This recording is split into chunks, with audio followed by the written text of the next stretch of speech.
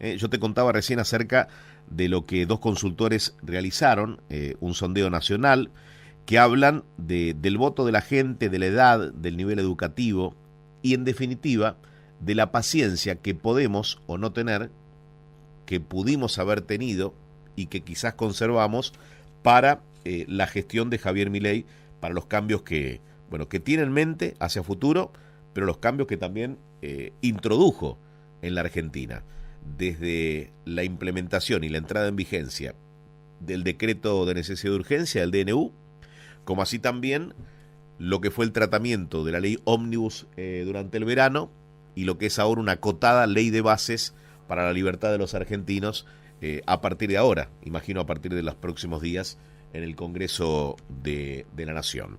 Ahora sí, a ver si podemos hablar con Daniel Iboscus, consultor político. Está en línea, Daniel, ahora, a ver.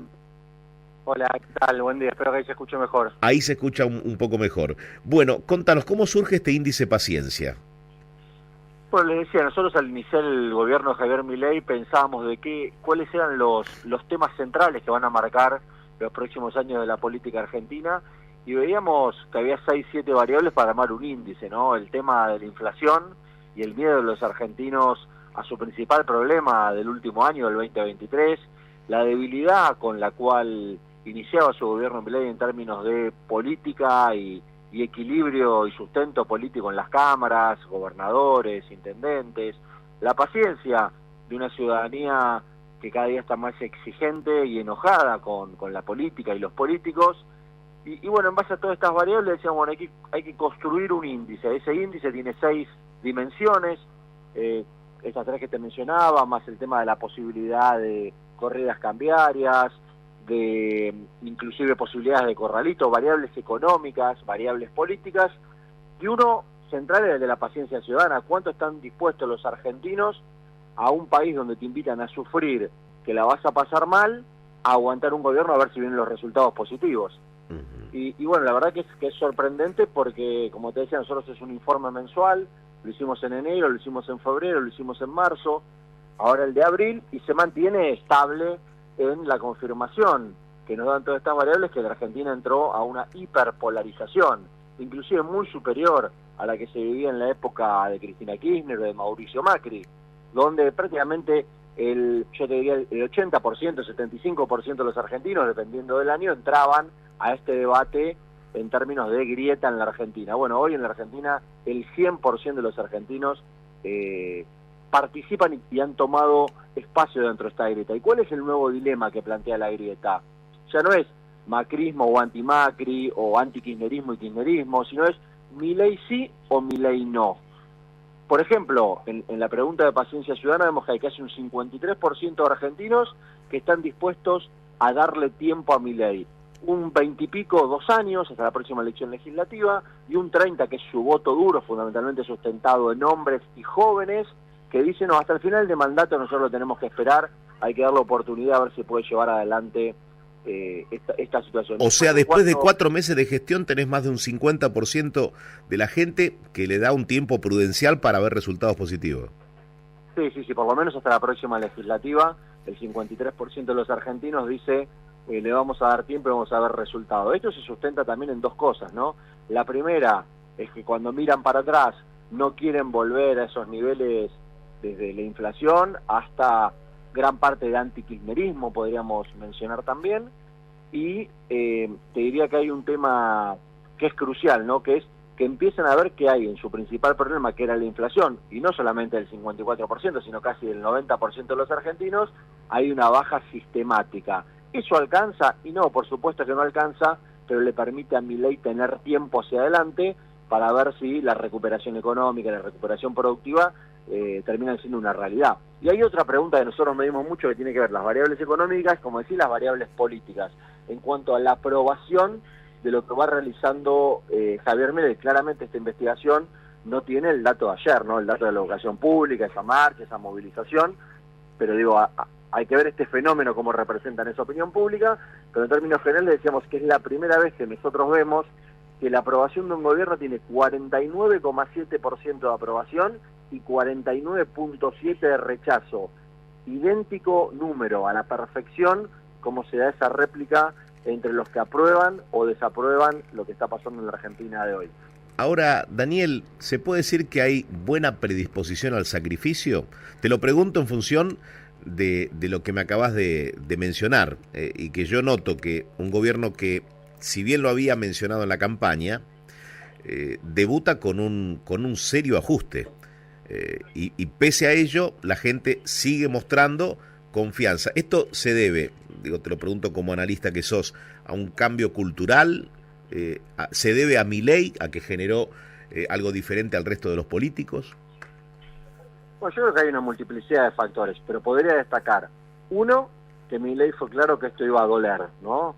Siempre lo dijo, y siempre habló de la palabra ajuste, que era algo a la cual la política le tiene terror, ¿no? Y miedo, por miedo a perder opinión pública. Bueno, él ha roto otras variables que decían los manuales, ¿no? Pero la palabra ajuste ha sido gran parte de su sustento actual en cuanto a la opinión pública. Después hay otro tema, es que hay una conciencia generalizada en la Argentina, y cuando digo en la Argentina que aprueba Milei, porque en la Argentina son dos Argentinas que, depende de qué lente de esas dos Argentinas miremos la realidad, parece que una fuera Argentina y otra fuera un país o europeo o africano, ¿no? Digamos, con unas variables totalmente distintas y sin sentido, y estás hablando del mismo país según desde qué lente uno lo observe.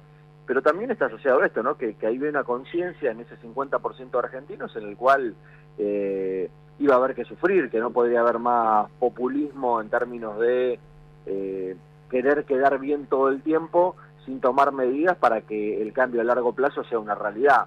Y esto lo vemos con mucha claridad y, como te decía, es parte del sustento que tiene Javier Milei. Claramente después está la política, está el contexto, está la realidad, y seguramente en fenómenos como el día de ayer tendrán que tomar nota y seguramente actuar, porque creo que es la primera vez que la política, en términos generales, disfrazada de ciudadanía o de sectores no politizados, logran tener un quiebre en términos de comunicación y discursivos a la escena que quería plantear el gobierno con respecto al recorte presupuestario de las universidades.